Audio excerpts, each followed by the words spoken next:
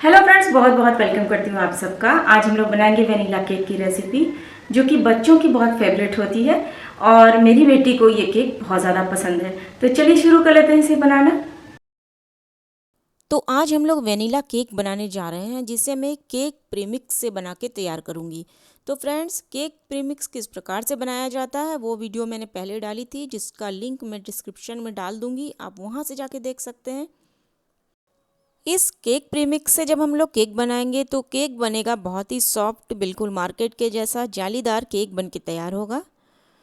और इस cake premix में मैंने जीएमएस पाउडर का भी यूज़ किया है। जीएमएस पाउडर का केक प्रीमिक्स में यूज़ करके हम पा सकते हैं बहुत ही सॉफ्ट और जालीदार केक। तो जीएमएस पाउडर के विषय में भी जानकारी मैंने दी है उसी वीडियो में, जिसमें मैंने केक प्रीमिक्स बनाना सिखाया है। तो लिंक मैं डिस्क्रिप्शन में डाल दूंगी, आप आसानी से जा कर के वहाँ से देख सकेंगे कि केक प्रीमिक्स मैंने किस तरह बनाया है, जिससे मैं इस केक को आज बनाने जा रही हूँ। तो चलिए शुरू कर लेते हैं फ्रेंड्स। तो सबसे पहले केक के मोल्ड को मैं तैयार करके रख दे रही हूँ। केक मोल्ड मैंने लिया है छोटे साइज़ का, और उसमें मैं ऑयल लगा दे रही हूँ। ऑयल या मेल्टेड बटर, कुछ भी आप अप्लाई कर सकते हैं। सब तरफ अच्छे से लगा देंगे ताकि केक हमारा कहीं से चिपके ना पकाने के टाइम पे। सब तरफ मैंने लगा दिया है, और बटर पेपर को इस तरह से नीचे के साइड में हम लोग रख देंगे। तो मोल्ड के साइज़ में बटर पेपर को कट कर लीजिएगा और बस ऐसे नीचे रख दीजिएगा उसके। तो तैयार है ये, इसे साइड में रख लें। अब मैं ले रही हूँ केक प्रीमिक्स को, और ये जो कप मैं यूज़ कर रही हूँ ये 250 ग्राम्स का मेरा कप है। तो इसी कप से मैं माप ले रही हूँ केक प्रीमिक्स का। तो 1 कप मैंने डाला है और 1/4 कप मैं इसमें डाल रही हूँ। तो इतना ही केक प्रीमिक्स मैं अभी यूज़ कर रही हूँ, बाकी को हम लोग बंद करके रख देंगे किसी एयर टाइट कंटेनर में। और अब इसे हम लोग छान लेंगे। अगर आप चाहें 2 बार भी छान सकते हैं, वो भी ज़्यादा अच्छा रहेगा अगर 2 बार छान लेंगे तो।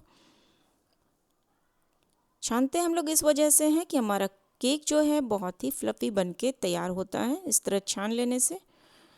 और अब मैं इसमें वेनिला एसेंस को डाल रही हूँ, जो कि आधी छोटी चम्मच मैंने लिया है। और 3 बड़े चम्मच मैं मेल्टेड बटर को इसमें यूज़ कर रही हूँ। मेल्टेड बटर की जगह आप ऑयल का भी यूज़ कर सकते हैं। तो 3 बड़े चम्मच मैंने डाल दिया है। अब मैं दूध ले रही हूँ, जो कि है नॉर्मल, बिल्कुल रूम टेम्परेचर पर मैंने लिया है दूध को। तो दूध आपका रूम टेम्परेचर पर ही रहना चाहिए, और उसे मिला करके हम लोग बैटर तैयार करेंगे। तो जितनी ज़रूरत होगी उसी हिसाब से हम लोग दूध को डालेंगे, और बैटर हमारा रनिंग कंसिस्टेंसी का होना चाहिए, तो उसी हिसाब से दूध मिलाएंगे। अच्छे से मिक्स कर लेंगे। और ये देखिए, ये रनिंग कंसिस्टेंसी का ये बैटर है, और इस बैटर को इसी तरह से बनाना है। तो चलिए अब इसे मोल्ड में डाल लेते हैं। तो मोल्ड तो हमने पहले से तैयार करके रखा हुआ है। अब बैटर को इसमें डाल दे रही हूँ, और इसे अब हम लोग को बेक करना है फ्रेंड्स। तो अगर आप ओवन में इसे बेक कर रहे हैं तो 180 डिग्री सेल्सियस पे आप प्रीहीटेड ओवन में इसे बेक करिएगा, जो कि 25 से 30 मिनट में आपका केक बेक होके तैयार हो जाएगा। लेकिन आज मैं आपको दिखा रही हूँ गैस स्टोव पर आप किस तरह से बेक कर सकते हैं। तो चूल्हे पे मैं दिखाऊंगी। मैंने कढ़ाई ले लिया है, और इस कढ़ाई में मैंने स्टैंड को रख दिया है, और उसके ऊपर मैं रख दे रही हूँ केक के मोल्ड को। तो कढ़ाई को मैंने कम से कम 7 मिनट तक प्री हीट कर लिया था। तो कढ़ाई को आप गर्म कर लीजिएगा फ्रेंड्स 7 मिनट तक ढक करके। और उसके बाद जब कढ़ाई गर्म हो जाएगी तब आप स्टैंड रखिएगा, और स्टैंड के ऊपर इस मोल्ड को रख दीजिएगा, और उसके बाद इसे ढक देना है। ढक के कम से कम 3 मिनट तक आपको इसे मीडियम फ्लेम पे रखना है, और 3 मिनट के बाद आप फ्लेम को लो कर दीजिएगा। उसके बाद इसे 25 से 30 मिनट हमें पकाना है। 25 से 30 मिनट में हमारा केक पक के तैयार हो जाएगा, बेक हो जाएगा अच्छे से। तो अगर आपके पास ओवन नहीं है तो कोई प्रॉब्लम नहीं, आप इस तरह कढ़ाई में भी केक आसानी से बना सकते हैं। तो ये देखिए, 25 मिनट्स में ही मेरा केक बन के तैयार हो गया है और बहुत अच्छे से बेक हुआ है। आप चाकू की मदद से इसे चेक कर सकते हैं। चाकू को इसमें अगर डालेंगे, अगर ड्राई आएगा तो समझिएगा केक पक चुका है अच्छे से अंदर तक। तो मेरा केक जो है वो अच्छे से पक चुका है फ्रेंड्स। तो चलिए इसे अब हम लोग बाहर निकाल लेते हैं ताकि इसे ठंडा कर सकें। तो कढ़ाई गर्म है और मोल्ड भी अच्छा गर्म है, इसलिए बड़े आराम से इसे निकालेंगे और ठंडा कर लेंगे। इसे मोल्ड में से हम लोग बाहर निकाल लेंगे ठंडा हो जाने के बाद। बड़ी ही आसानी से निकल आया है और इसके बटर पेपर को भी इस तरह से निकाल लेंगे। तो केक हमारा जो है बहुत ही सॉफ्ट बना है। मैं आपको इसको काट के दिखलाती हूँ।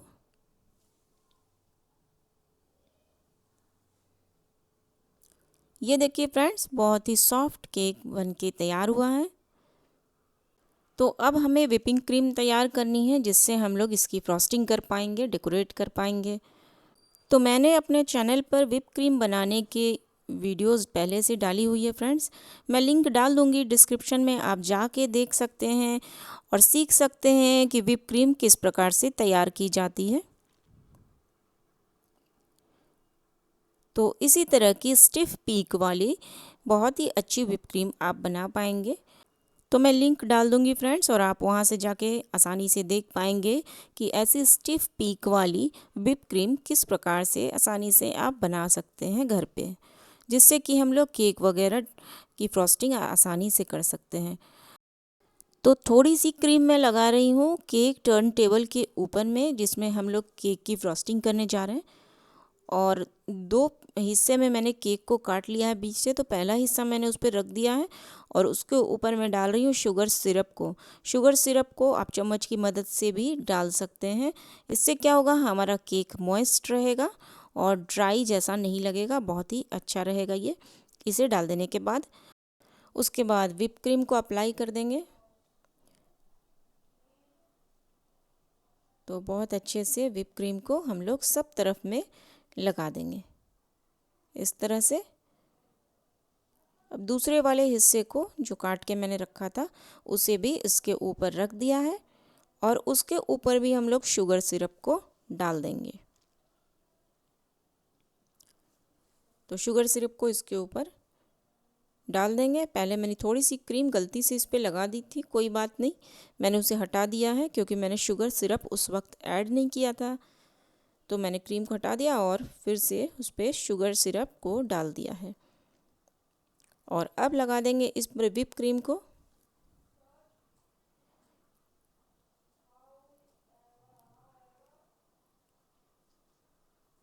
और बहुत अच्छे से व्हिप क्रीम को ऊपर और साइड्स में भी लगा देंगे। तो फ्रेंड्स, जो हमारी फ्रॉस्टिंग है वो बहुत मुश्किल नहीं है, करते करते आप सीख जाएंगे, बहुत ही जल्दी जल्दी कर पाएंगे आप फ्रॉस्टिंग। अब मैं स्क्रैपर की मदद से साइड्स को क्लियर कर रही हूँ और ऊपर के हिस्से को भी हम लोग क्लियर करेंगे। इस तरह से बराबर कर देंगे अच्छे से। अब मैं ले रही हूँ नोज़ल को, जो कि रोज़ फ्लावर शेप में बनेगा, इसका जो फ्लावर होगा। और पाइपिंग बैग को मैंने ले लिया है, तो बड़े साइज़ का मैंने नोज़ल इस्तेमाल किया है और इसमें डाल दे रही हूँ मैं व्हिप क्रीम को, इसके अंदर फिल कर देंगे। और इस तरह से फिल कर देने के बाद हम लोग इसमें फ्लावर बनाएंगे कुछ इस तरह से।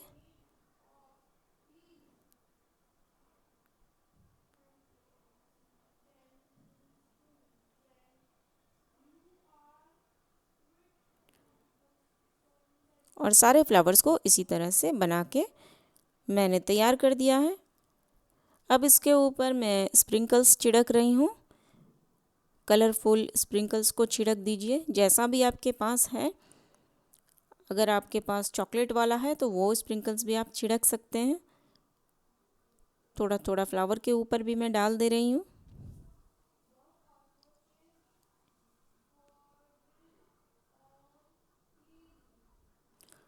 और इस तरह से स्प्रिंकल्स को डाल देने के बाद एक एक चेरी में इसके ऊपर सजा रही हूँ।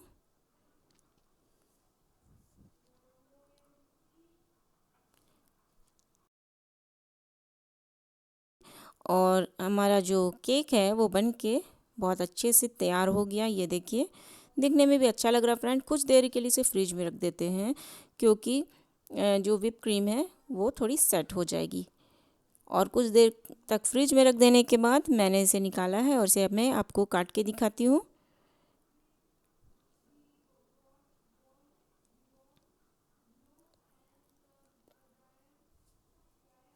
तो चलिए देख लेते हैं कि ये अंदर से भी कैसा बना है।